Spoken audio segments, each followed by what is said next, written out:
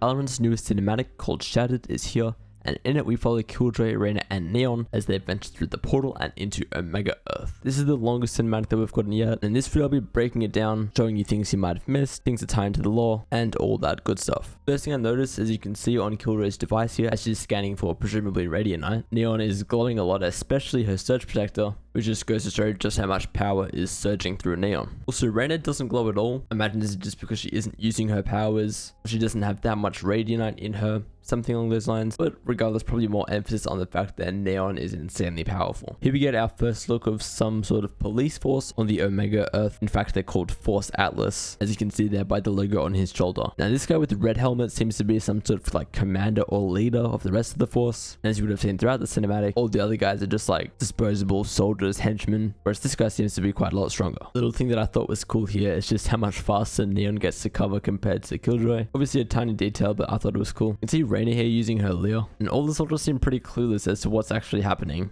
which could just be for the purpose of the cinematic, but I do also wonder if that's going to tie into the Reyna of the Omega Earth and what's going on with her, or if it just shows that these soldiers were not prepared and not trained very well. In the cinematic we meet 3 of Killjoy's new bots, all very cute, although it's pretty much impossible that we'll get them in game, seeing as she already has a full set of utility, although there's no reason why we couldn't get it, as maybe things like gun buddies in the future if they add on to agent contracts. On the screen here you can see the bot logs into the account of Ruben Pontes, who so far has been a fairly important character in the story of Valorant, and he was a scientist on Fracture. That KDI at the end of the username obviously stands for Kingdom Industries, and a cute little detail is that his password is Aurora123, and we noticed from emails that Aurora is the name of his niece. It's very blurry, but you can see here that Killjoy is like now logged into his account and the system is welcoming him. Then here a warning pops up, and you can see at the top it says Valorant Legion activated. Now I'll talk about this more at the end of the video, but it seems like the Valorant Legion is the Omega Earth's version of the Valorant protocol. So this screen is showing that these 3 agents, being Yoru, Sova, and Phoenix,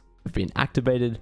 Sova is only just alerted he isn't on his way yet, whereas both Yoru and Phoenix are incoming and are on their way to stop Killjoy, Neon, and Reyna. Now here Reyna takes out a guard and takes their soul, but I can't actually make out what she says. Take a listen.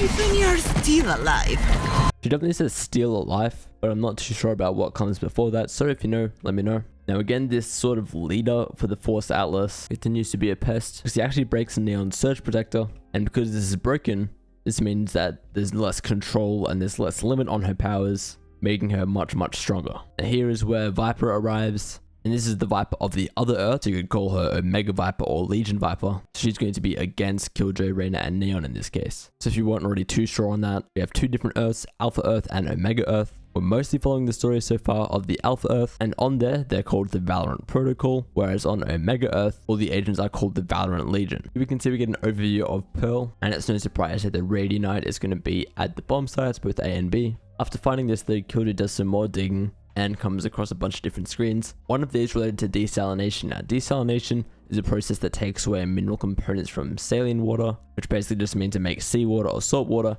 into fresh water that is safe to use and drinkable. Obviously, this can be pretty important when you're a city in a giant dome underwater. And here we can see that. We can see a Pearl with a giant dome and a bunch of different screens around. Additionally, Killjoy actually says, "This isn't a weapon.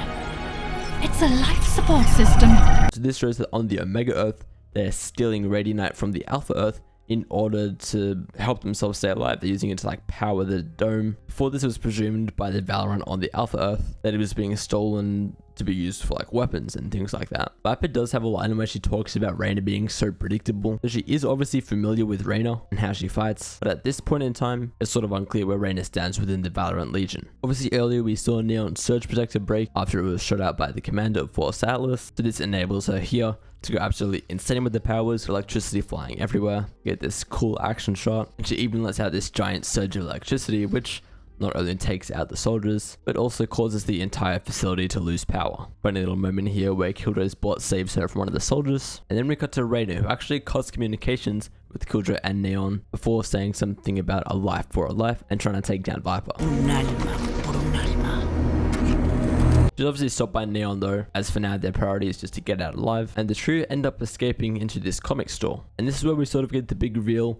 of the Valorant Legion on Omega Earth. You can see here in the background, there's this comic with Brimstone and Viper on it that says Legion, obviously being the Valorant Legion. And it definitely seems like while on Alpha Earth, the Valorant protocol is very secretive, it's like a government agency. People aren't meant to know what's going on with them, stuff like that. Whereas on the Omega Earth, they have the Valorant Legion, and these guys are basically superheroes. You could compare them to like the Avengers or the Justice League. They're heroes and everyone loves them. So both teams are treated very differently on the different Earths. Specifically on Alpha Earth because no one even knows about them. Then we get this shot from high up in this comic store. The first thing that immediately caught my eye was this character here, because to me at least the only characters that this resembles are either Brimstone or Breach, but I have no idea why either of them would be in a spacesuit. So potentially this is a new character, not necessarily going to be a new agent, but a new character within Valorant story. And apart from that, you can just see there's a bunch of posters, there's some drink bottles, there's t-shirts, a bunch of different merchandise. They even have the Blast X Phantom on the wall here, which is a nice little touch. You can see here, Ren actually picks up a Valorant Legion comic. She thinks that it's them. Is this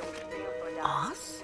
No, I think this is us. And Neon is exactly right. On this comic here is the Alpha Threat. Alpha Threat obviously because these are the agents from Alpha Earth, and the people on Omega Earth view them as a threat. And you can see on the cover art for this comic they are portrayed as quite evil, especially look at Sky's dog in the bottom left. Those are quite scary. And the text at the bottom in Portuguese actually translates to menace in the mirror, which is obviously very, very fitting considering the mirrored relationship between the two Earths. And then we get this final shot of Neon questioning whether they're still the good guys or not. And you can see out into this garden area with some statues up of the Valorant Legion.